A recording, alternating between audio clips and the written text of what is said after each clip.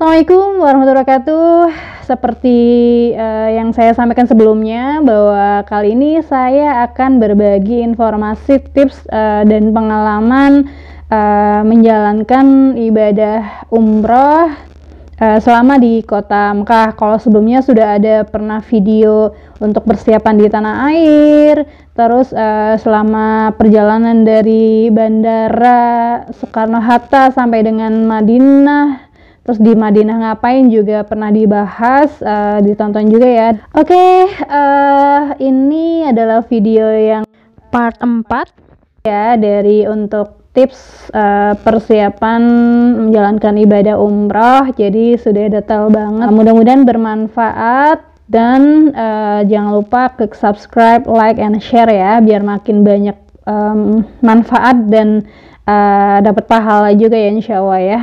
Setelah sampai Mekah, nanti biasanya langsung ke penginapan juga yang sudah ditunjuk oleh travel.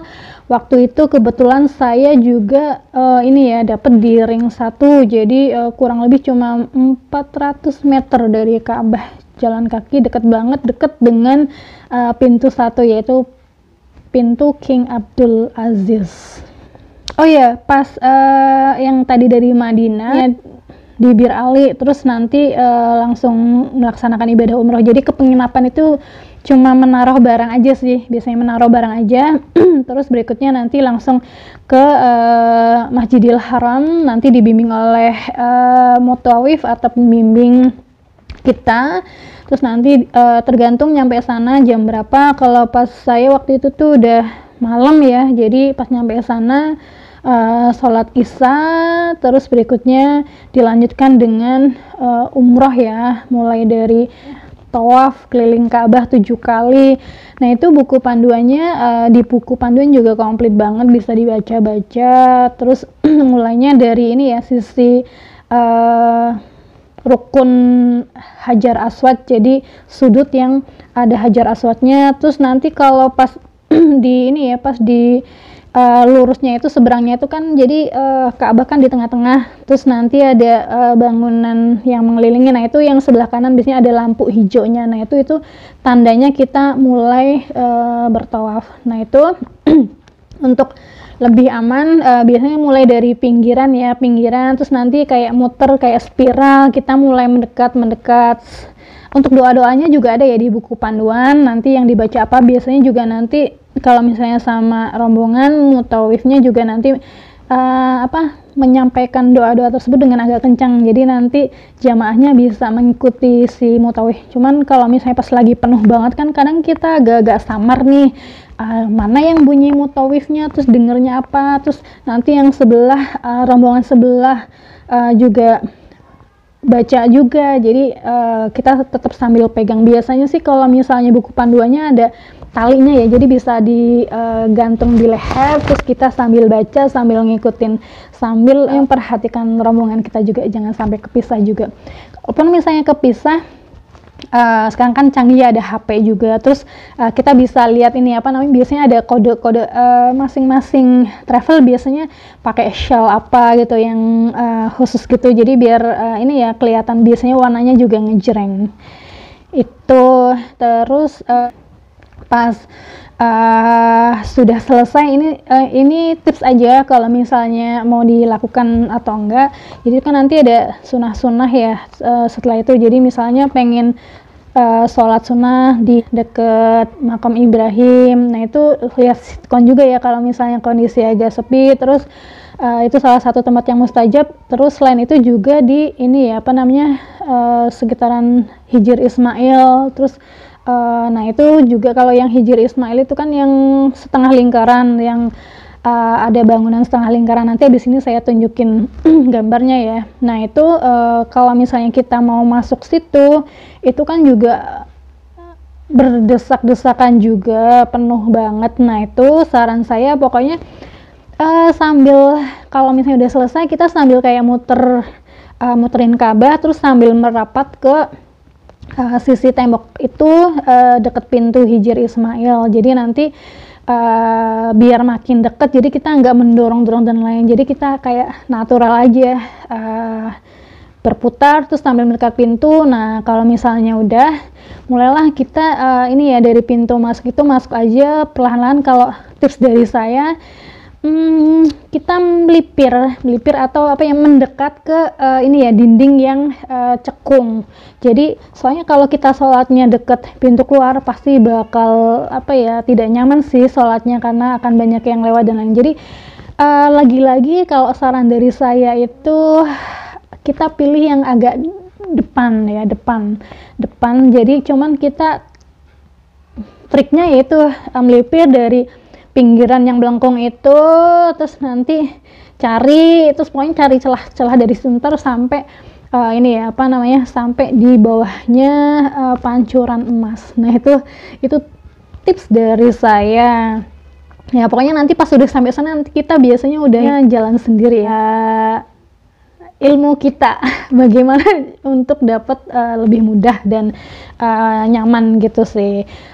Kalau mau mencium Hajar Aswad itu ini saya dapat tips juga dari teman saya. Makasih juga buat teman saya, Obi namanya. Dia udah pernah umroh duluan dari saya. Dia kasih tips sebelum kita mau mencium Hajar Aswad, misalnya sebelum ini ya, tawaf itu kita sholat sunnah 2 rakaat, yaitu sholat hajat, istighfar, minta ampunan ke Allah dan berdoa, ya Allah, saya pengen mencium Hajar Aswad, minta tolong dibantu, dimudahkan dan dilancarkan untuk saya bisa mencium Hajar Aswad itu. Ya, istilahnya namanya kita ikhtiar ya, berusaha. Jadi apapun hasilnya kita serahkan ke Allah. Pokoknya itu yang saya lakukan, benar. Terus berikutnya akhirnya setelah itu baru tawaf. Terus pas di akhir itu ya pokoknya kalau misalnya belum terlalu dekat dengan Hajar Aswad, pokoknya kita natural aja sambil keliling sampai mendekat dengan Hajar Aswad. Pokoknya kalau di Hajar Aswad itu pojokan itu penuh banget dan berdesak-desakan banget. Dan kalau saya sarankan kalau orang tua sih jangan ya, karena takutnya apa ya, tenaganya kurang kuat dan tidak bisa menahan goncangan desakan itu ya. Nah, itu terus kamu jangan sendirian. Jadi kalau misalnya ada pasangan kamu ataupun pokoknya saudara laki-laki, itu lebih bagus ya, karena di situ rata-rata banyaknya ini bapak-bapak ya. Jadi sebisa mungkin kamu istilahnya nggak sendirian, itu aja. Terus kalaupun misalnya sampai sana ternyata belum bisa, jangan dipaksakan, karena resikonya karena desak-desakan jatuh, takutnya keinjak-injak ya, itu juga resiko sangat tinggi. Jadi jangan dipaksakan. Kalau saya waktu itu alhamdulillah atas izin Allah sih ya, bukannya pamer juga nih. Jadi alhamdulillah bisa sampai mencium Hajar Aswad. Jadi sholat sunnah udah, terus tawaf, terus saya makin mendekat ke situ. Terus tujuan saya multazam. Saya pengen berdoa di depan multazam banget, mencium kiswahnya. Kiswah itu ini ya, tutupnya Ka'bah, kain Ka'bah yang hitam yang di multazam. Multazam itu berarti tempat antara pintu Ka'bah dan Hajar Aswad. Nah, itu waktu itu bulan saya belum punya jodoh, jadi itu salah satu yang saya doakan di sana juga ya, minta jodoh, terus ampunan bapak ibu keluarga, terus pokoknya semua diundang ke sini, pokoknya gitu deh ya. Terus berikutnya sambil melipir nih ke Hajar Aswad, itu sebelah kiri ya, berarti kan pintu multazam, terus Hajar Aswad. Nah, itu emang bantuan bala tentaranya Allah. Jadi alhamdulillah bisa mendekat ke situ dengan penuh perjuangan, tapi emang tenaganya harus kuat. Terus mencium, terus habis itu saya bilang holas kan sudah selesai gitu ya. Alhamdulillah kayak ada yang dorong gitu. Terus saya alhamdulillah banget sih, jadi selanya ada yang bantu. Oh iya, pas sebelum mencium itu ada yang bantu dorongin saya, deketin istilahnya mendekatkan saya ke Hajar Aswad, jadi saya bisa mencium, dia kayak bantuin saya. Terus habis itu setelah itu saya bilang holas, terus ada yang bantuin kayak keluarin saya juga. Nah, itu mungkin juga bantuan Allah juga ya, wallahu alam, namanya juga usaha ya. Terus berikutnya setelah itu Oh ya, kalau misalnya nih pas di kerumunan itu ada yang nawarin, itu juga ada calo juga ya, ini orang nakal juga ya, oknum sih, calo nanti bantuin ini terus nanti habis itu minta bayaran. Nah itu juga jangan sampai ya kalian seperti itu, istilahnya kena tipu lah ya istilahnya ya, bantuin tapi apa namanya, jadi kayak didorong, jadi ada 2 orang yang jagain, kayak kita rumah-rumahan lah ya, terus nanti ada ruang kosong, nanti kayak kita didorong gitu, dorong ke Hajar Aswadnya. Itu juga harus hati-hati juga. Itu tipsnya. Ikutnya pas ini ya, Syai. Nah Syai itu juga Syai juga tempatnya di dalam ruangan ya, jadi istilahnya apa ya, udah dibentuk sedemikian rupa. Untuk bukitnya itu udah pokoknya udah di inilah ya istilahnya di dalam ruangan, jadi udah dibuat ada lampunya juga, jadi tahu ya mana dari Safa ke Marwah, terus dari Marwah ke Safa, dari Bukit Safa ke Bukit Marwah, dan begitu juga sebaliknya. Doa apa yang dibaca itu di buku panduan juga ada, nanti juga ikuti rombongan, nanti mutawifnya atau pembimbingnya juga ini ya apa, bacain lebih kenceng. Terus berikutnya pas sudah di akhir itu nanti tahallul ya, jadi gunting rambut beberapa helai saja.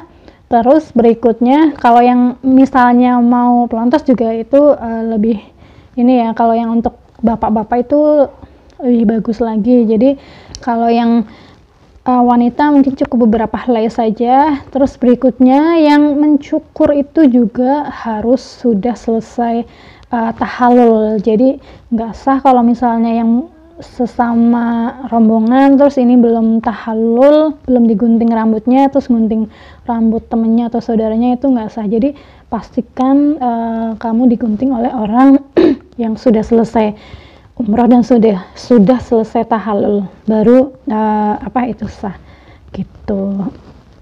Sama rombongan belum ya, nanti biasanya kan itu banyak orang ya, jadi bisa sesama misalnya orang yang ada di sebelah kita, misalnya dari baik Indonesia ataupun luar Indonesia ya, selain kita pakai isyarat aja sih ya, kalau misalnya nggak ngerti bahasa mereka. Kalau misalnya ngerti ya alhamdulillah, pasti rata-rata paham sih ini mau digunting.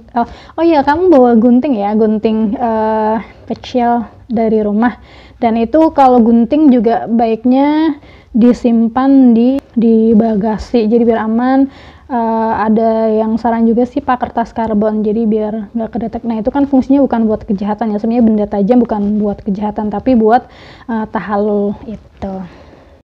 Tawaf ini selain memang salah satu dari bagian umroh, ini juga sebagai pengganti sholat tahiyatul masjid di Masjidil Haram. Jadi kalau kita di masjid biasa itu sholat tahiyatul masjid, nah untuk di Masjidil Haram kita dengan bertawaf itu seperti sholat tahiyatul masjid pagi ya. Kalau misalnya nih mau ke masjid sebelum subuh, nah itu kita tawaf dulu, itu kosong banget. Nah itu kalau misalnya kamu mau nyium Hajar Aswad, itu bagusnya di situ juga, itu masih agak sepi. Terus berikutnya juga biasanya siang juga agak sepi ya, karena panas banget lantainya, jadi orang biasanya nggak terlalu banyak. Nah itu pas mau zuhur ya itu. Terus oh ya, tips juga ya, kalau misalnya habis subuh itu saran saya ini ya, beriktikaf di Masjidil Haram sampai dengan waktu duha ya. Jadi selainnya itu kan pahalanya seperti ibadah umrah. Nah, ya kita mengoptimalkan karena pahala di sana itu lumayan banyak ya, 10.000 kali daripada masjid biasa. Kalau di Nabawi kan 1.000 kali ya, nah ini 10.000 kali. Jadi ya optimalkan banget lah ngaji, terus zikir, berdoa, semuanya optimalkan. Terus tips dari saya juga ya, itu kalau misalnya pokoknya kamu pas pertama kali ke sana sambil menilai situasi dan kondisi. Jadi kalau misalnya favorit saya itu sholat di lurusnya multazam. Jadi kita pas misalnya pertama masuk itu kan kita bisa tahu ya, pintu yang biasa kita masuk terus mau menuju multazam. Nah itu saya biasanya di lantai 1 ya, lantai 1. Nah itu kalau yang barisan depan kan biasanya sholat buat bapak-bapak, jadi kita agak ke belakang aja. Terus Pokoknya kita cari spot yang depan lurusnya multazam, jadi nggak harus di depannya banget, tapi di lurusnya multazam. Nah itu spot favorit saya. Terus berikutnya nanti kalian sambil hafalin aja untuk menuju tempat depannya multazam itu. Jadi dari pintu mana, arah mana gitu.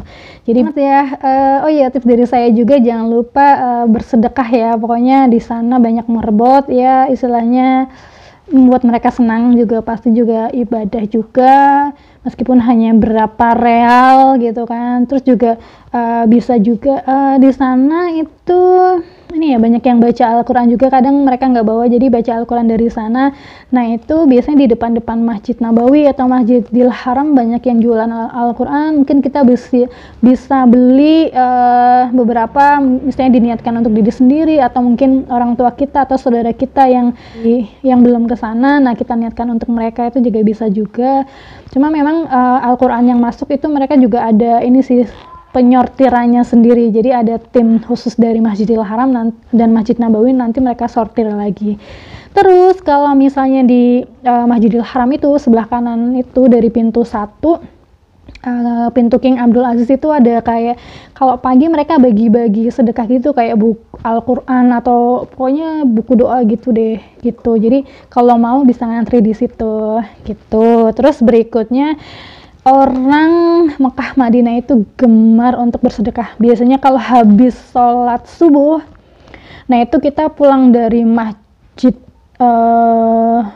Haram, khususnya ya. Kalau Masjid Nabawi ada juga sih, cuma lebih banyak kan di Masjidil Haram. Nah itu habis subuh pada ngasih roti hasanah ya, roti lebar. Terus nanti biasanya kadang ada yang roti aja satu mobil, gila ya, satu mobil dibagi-bagiin gitu sih. Terus berikutnya di pinggir jalan itu biasanya kalau itu juga udah yang banyak jualan macam-macam, souvenir, pernak-pernik dan lain-lain. Jangan kalap. Oh iya, dekatnya Masjidil Haram itu, dekat situ juga ada perpustakaan. Nah itu dulu tempat lahirnya Nabi Muhammad SAW. Nah di situ. Oh iya, berikutnya city tour di Kota Mekah. Untuk city tour di Kota Mekah itu ada beberapa juga, saya sambil cek catatannya ya. Ada Arafah, itu yang terkenal banget ya, Padang Arafah. Di sana ada Jabal Rahmah, yaitu pertemuan antara Nabi Adam dan Siti Hawa. Nah di sana ada Tugu juga. Kalau dari atas itu kita bisa memandang hamparan Padang Arafah yang sangat luas. Di sana juga ada pohon Soekarno ya katanya ya. Saking erat hubungannya Presiden Soekarno dulu dengan raja di sana, jadi ada namanya pohon Soekarno. Terus kalau misalnya mau sholat di sana juga ini sih ada arah-arah kiblatnya kemana gitu, nanti bisa. Terus oh ya, jangan nyampah di sana ya.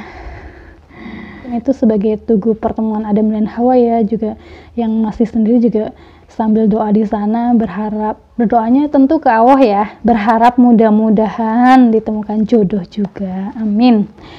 Terus selain itu juga ke oh ya, di sana juga ada Musdalifah, ada Mina ya. Jadi kita nggak sampai turun sih, cuma melewatin aja ya. Jadi terowongan Mina, terus juga untuk ini ya, tempat Balang Jumrah. Nah itu kita hanya lihat gedungnya saja dari luar, lewat saja.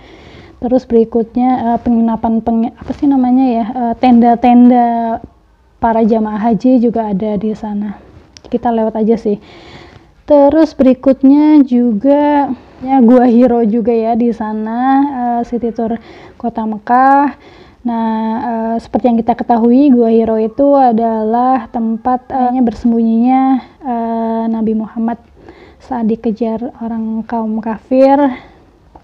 Terus berikutnya adalah persiapan pulang ya. Di Mekah kita 4 hari, total 7 hari dengan perjalanan PP 2 hari ya, jadi total 9 hari. Nah itu pas saat pulang di Jeddah kita sempat berhenti ya, sebentar, yaitu mampir ke Masjid Apung di Jeddah, yaitu di atasnya laut mati ya, itu bagus banget. Terus berikutnya juga untuk apa namanya, untuk di sana ada tempat toko oleh-oleh juga ya, toko murah namanya Murah Ali. Itu memang murah-murah banget, pokoknya banyak merchandise di sana deh, jangan kalap ya. Sama di sana ada bakso ya itu enak, pokoknya Indonesia banget. Ada juga yang jual batagor Bandung. Oh iya, pas umroh itu 2 kali. Jadi umroh pertama